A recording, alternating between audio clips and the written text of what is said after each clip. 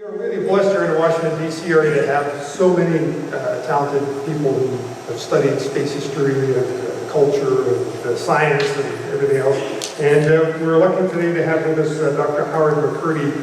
He's a professor at American University here in Washington, D.C. And you may have seen his name on books. He's written at least 8 of them. And probably the most well-known of them in this category is Space in the American Imagination. And he's going to address a topic related to that about the alignment of popular culture, national security, and technology, and how those impacted what happened during Apollo. So, Professor McCurdy, thank you.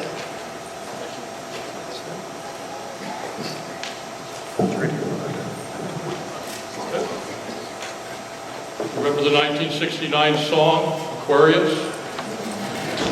When the moon is in the 7th house, I'm not going to sing it. When the moon is in the 7th house and Jupiter aligns with Mars, that's when we go to the moon. Now, unfortunately, the physics of the song is that this happens about 4 times a year. But the point that I want to make is it is really a rare occurrence. And that's what I'm here to talk about today. And about another factor that comes to bear on this, which is the American Western, which I think is overlooked a lot. That's my abstract. I'll hide behind the podium. I don't want you to look at me and look at the slides, the most interesting things. The Apollo trips to the moon were the result of a very rare alignment of forces in science fiction, popular culture, technological demonstration, Cold War politics, precipitating events, and they don't happen very frequently. So the ultimate question that you sort of want to ask is, what combination of forces could give rise to a continuing commitment that takes us back to the moon again? And those 2 pictures illustrate the great nature of the challenge. It's really not that hard to get a president to talk, to say, let's go back to the moon. It happened in 1989, it happened in 2004, it just happened recently. The trick is to get the commitment behind it. And as an example of the commitment scale that was required to go to the moon the first time, think of what it cost and think of what the federal budget was in 1961. The cost, slightly over $25 billion. That's all of the trips. 21 for the first trip, 25 for the whole thing. The federal budget in 1961 was $98 billion. In other words, the scale of the long-term commitment was essentially 25% of what the federal government was spending in 1961.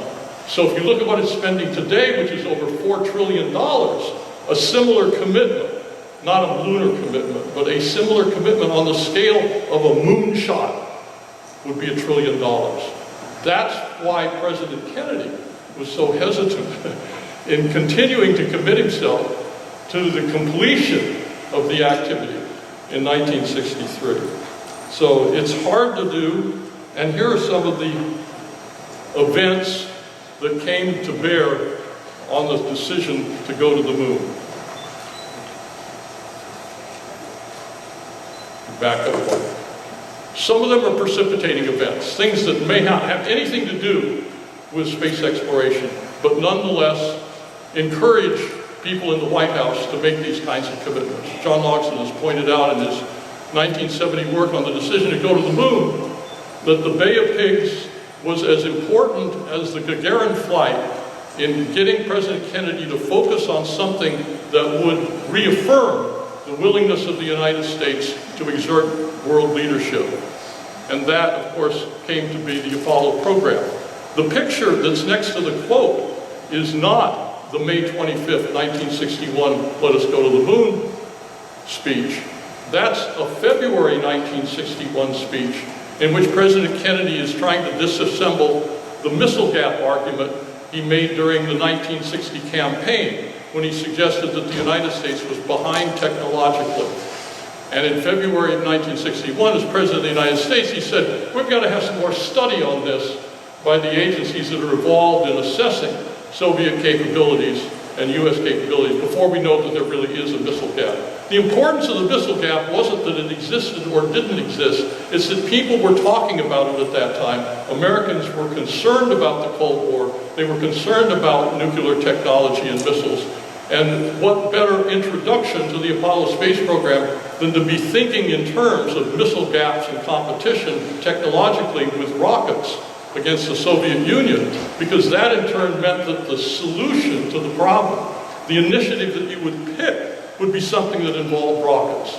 And the biggest rocket would win the Cold War. And that's sort of, in popular culture, what really happened.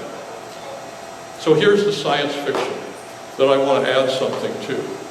That's a 1939 pulp paper magazine, which was very popular back in the 1930s, 1920s, and there before.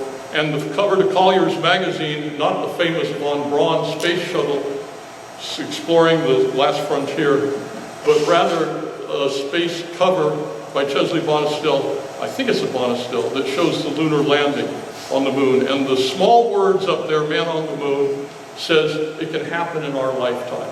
That was the great influence of popular science, was convincing people that it was actually possible that this would take place. That's my brother. He's dressed up about 1952 in his cowboy outfit. And what I wanted to do today was to add the idea that Westerns and the predominant entertainment vehicles that they represented in the 1950s and 1960s also gave a push to the popular culture that made the moon landing so attractive. Here are some Westerns. The original Western, oddly enough written in Winthrop, Washington, was Owen Wister's The Virginian. And it's got all of the characteristics of a modern Western in Zane Grey or Louis L'Amour or any of the other authors that have published Western stories. When I was about 10 years old, I didn't come down for dinner one night, and my mother came up to my room, and she said, "What's wrong?" And I said, "There's been a great tragedy, 1952. It's been a great tragedy. I can't come down to dinner. I can't eat. I'm just so upset." She said, "What happened?" I said, "Hopalong Cassidy died." Apparently, the sponsors didn't want to renew the contract, so they decided that the Hopalong Cassidy episodes on the radio, which I listened to every week, that those episodes would end, and they had to have a way of concluding the series, and so he lost a gunfight. The odds are kind of reasonable, and eventually you'll lose one if you engage in quite a few numbers. And I thought that was real, and so it was kind of the inspiration for what I was doing here today, to try and figure out what influence this might have had on the Apollo missions. Radio Westerns were very popular in the 1940s and 1950s. They were even more popular on television. Now, this is something you got to remember. I know this is fun, but you got to remember this because it becomes very important later. Gunsmoke was the prime television program on network television. It was followed by Wagon Train and Bonanza. Why is Wagon Train important? Because when Gene Roddenberry pitches Star Trek in 1964, he says it's Wagon Train. It's Wagon Train to the stars. Why was that important? Because not many people knew how to write science fiction, but Hollywood was overburdened with people who knew how to write Westerns. And Roddenberry said, you don't have to write science fiction. You write a Western, but you put it in an intergalactic setting. We tell the same stories, they're morality plays, they're character studies. We just change the scenery a little bit, and that will be a successful program. And of course, it led to the great Star Trek series. And of course, cinematic characterizations of the West are very famous, including John Wayne's breakout role in Stagecoach in 1939, where he's sort of a bad guy. And 3:10 to Yuma is much better than the remake.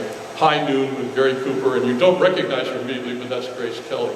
These were popular as well. Okay, you get the point. Westerns were the preeminent form of entertainment on television, in screen, and on the radio during this period of time.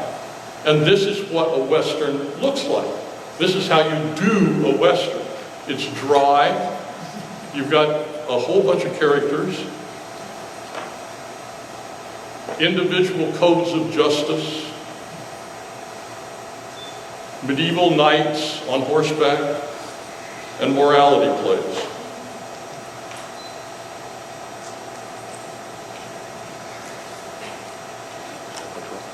There's Gunsmoke. That's actually Dodge City. Around Dodge City and in the territory out west, there's only one way to deal with the killers and the spoilers, and that's with a U.S. Marshal and the smell of Gunsmoke. You can still listen to it in Washington, D.C. on Sunday nights. And so when you get to Star Wars, and Luke Skywalker is a kid that doesn't know he's a Jedi Knight, he just thinks he's an average Joe. He's a sand farmer out in a western town which is inhabited by creatures that look like they stepped out of the Long Branch Saloon in Dodge City. You see the ties as they go together, the two.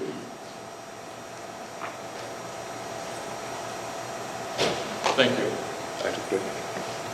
One of my favorite pictures, you don't know what that is immediately, those are the sand dunes on the Oregon coast, and it's the inspiration for one of the greatest science fiction series of novels ever written, Dune. Percival Lowell, who looked through his own telescope and saw canals on Mars, inspired the author of the Tarzan series to write a series of novels about Mars. And if you note, they sound a lot like Westerns. It's arid, it's dry, desolate. The land is waiting to be improved. Next slide, please. And there's the pitch that Roddenberry made from the original document that was submitted to the people who put up the money to finance the Star Trek episodes. It didn't last for very long, but the formula worked very well. Next slide. If you look at popular writings prior to 1961, they talk a lot about conquest, which is a Western concept. And that conquest then turns into frontiers in the 1960s. So space becomes the final frontier. Remember that too, because that's a very important component to the disintegration of the image and its transition in the latter part of the 20th century. Let's go to the next slide. There is the conquest of space, conquest being a word that depicts what goes on in settlement areas on the edge of civilization. Conquest then becomes the new frontier. Kennedy speaks of it in his nomination address. It's in Collier's magazine as early as 1952, Crossing the Next Frontier. And of course, very famously in Thomas Paine's National Commission on Space report for the future of space exploration, uses frontier.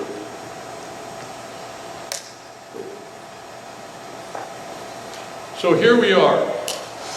Frontier is the quintessential Western concept. Frontier is what Star Trek is about.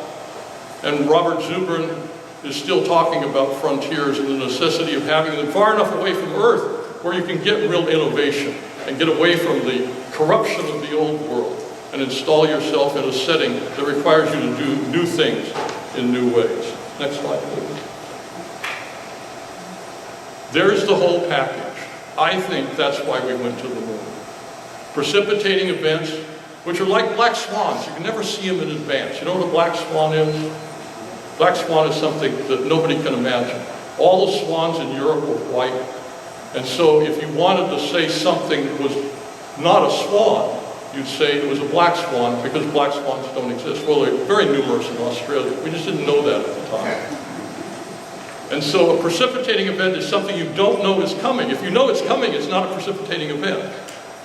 And that in combination with popular culture, science fiction, popular science, Western tales, and that in turn with the idea that you needed a technological battlefield. Who wants to go to war to demonstrate that your missiles are more numerous and more powerful than the other side? The best way to do it is to build missiles and shoot them at a celestial body. And it turns out that our Saturn V was flawless in that regard, with the exception of one trial flight without astronauts on board. They launched every time successfully with humans on board the Saturn V. Russians' first 4 attempts, not so good. They just couldn't master some of the technologies that are important to stabilize a rocket of that size and scope. to the point that it can actually work and do its job. And so if you wanted to take sides in the Cold War, you take sides with the nation that has the biggest missiles and the most convincing demonstration of technological progress. That's what Kennedy wanted to do. He wanted to go to the moon. He wanted to demonstrate in the Cold War setting some peaceful use of technology that would convince uncommitted nations and the American public that we were going to prevail in the Cold War. And we did. We did. Next slide. So, there it is. What will it take to go back to the moon in a similar way? You do not have to spend as much money this time, which makes it a lot easier. But the setting is suggestive of what it might take. And what I have to say is, I didn't want to write it down because I didn't want to commit myself to actually saying it. It's in the next slide. This is what's happened since 1961. The forces have disappeared. So what it would take would be a new set of precipitating events, a new need for technological demonstration, and a slightly readjusted, science fiction is really big today, a readjusted popular culture. I think those conditions exist for issues like global climate change. I'm not sure they exist for space. And I didn't want to say that up on the board. But what I thought in my mind as I was preparing for this was, if you know what the precipitating events are that would give rise to a reinvigoration of the space program that would take us to the moon and on to Mars, you probably have it wrong. Because by their very nature, they are unknowable in advance. You don't see them coming. If you see them coming, they're not precipitating events. They don't have the same force. So there may be lurking out there someplace around the city a series of embryonic precipitating events that would give power to this idea. But it'd be a lot easier anyway. And on the technology side, the fact that we can do it for a lot less money than we spent on Project Apollo is a real hope as well. So we'll see how that goes. And some sources. There it is. Thank you very much.